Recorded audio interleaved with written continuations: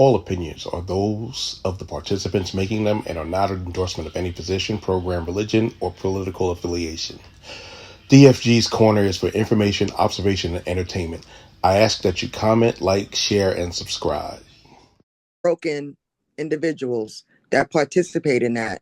And maybe that's what he was looking for, somebody that he can dominate and control and do whatever he felt like he wanted to do without any attachments. Yeah, and that's a element of what they call race play. Dominant, submissive, big black buck, helpless white lady, and being rather petite. Yeah, that probably like I said, it's non-traditional ways of copulating, and we have to look at it as this: they're adults, they are adults. I say again, they are adults, and we shouldn't worry about what's in their bedroom. But she bought that situation out. I say he did, but there was a reason. Here's my opinion. It's not a fact, and Mr. Sharpe, don't try to sue me for this. But the scuttlebutt on social media when he had that Instagram live, when he was with Michelle, and they identified who Michelle was. And guess what? He got a type. So anyhow, they said that was released to combat the rumors of him being part of the community. Now, do I think he's in the community? I can't put nothing past nobody. But I mean, the probability is probably low for that. But all this stuff comes on the thing that people say that, like I said, he likes his own kind, and I don't mean skin folk. Apple, you're out of your siblings, you're probably the most level-headed, and like you said, you have a young adult daughter and two grown men. What do you think? Do you think what was Mr. Sharpe thinking, or did you think come from the 19-year-old that why are you doing OnlyFans at 19 anyway? That's all. That's the question nobody asked. Go ahead, Apple. Like I said, she may be broken in a way that we don't know, or maybe she enjoys it. I have no idea. I don't know, what either one of them were thinking. Only thing I know is if it was my daughter is chronologically an adult, but as you know, as her uncle, she's still a kid. And I would hope that if she felt like she had to do something like that, and we do talk about things like that. I'm very open with my children.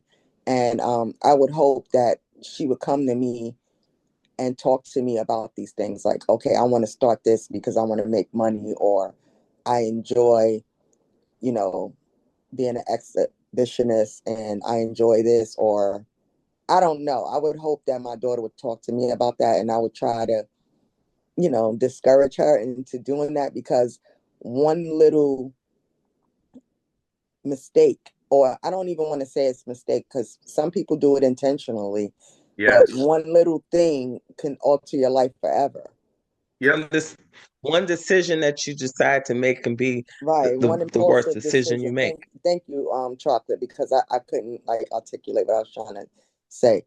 But one impulsive decision, and we all in our late 40s and 50s and 60s.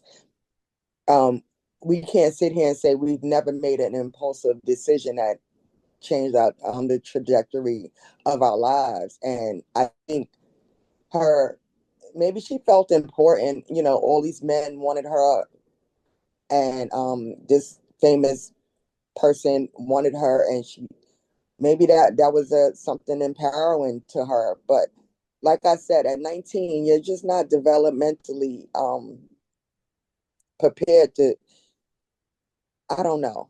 I know at 19, I did a lot of stupid things. I made a lot of stupid decisions. And I don't know if I would necessarily change every dumb decision, because you do learn from them. But I don't know. Maybe she is, trying to come up. Who knows? And she could be damaged. I'm not. I look. We don't know. We wasn't in the room when she asked for the baby gravy. But we don't know, and that's something that we're going to speculate and talk about. And another thing, I'm sorry, we're saying that her race doesn't matter, but in my opinion, it does, because I can't see him doing that to a young Black girl. I can't see it. I don't know. Maybe that's just me, but maybe he did have some kind of fantasy of, dominating, like you alluded to,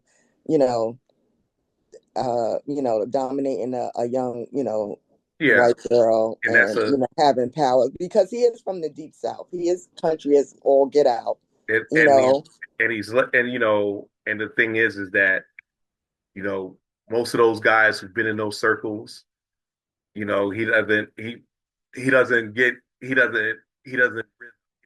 rhythm.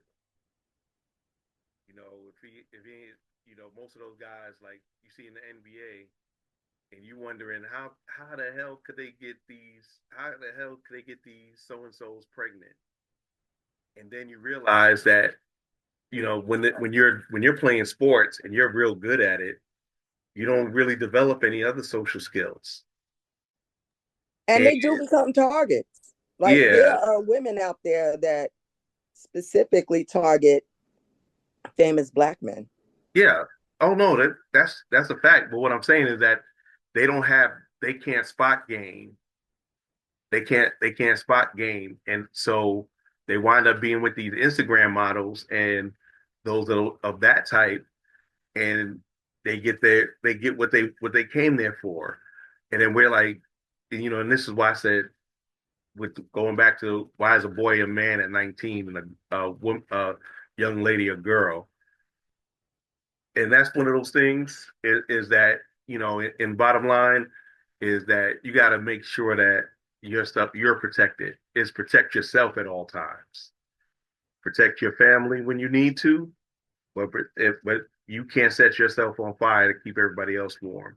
And not everybody who kisses you is your friend. Not everybody who hits you is your enemy. And I'm going to end the show right now. We're a little bit over time, but I'm glad that we are at this one. I think I might want to continue this some discussion of this next week, because we didn't even scratch the surface. We all had an ideas, but we didn't even scratch the surface. Before I go, I'm gonna start off with Bean. Hey, tell everybody, Bean.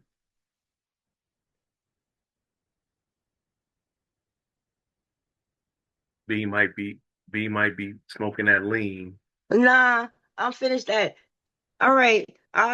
Even though I came late and I got my say, and I hope we do continue this, because I have a whole lot to say on this subject.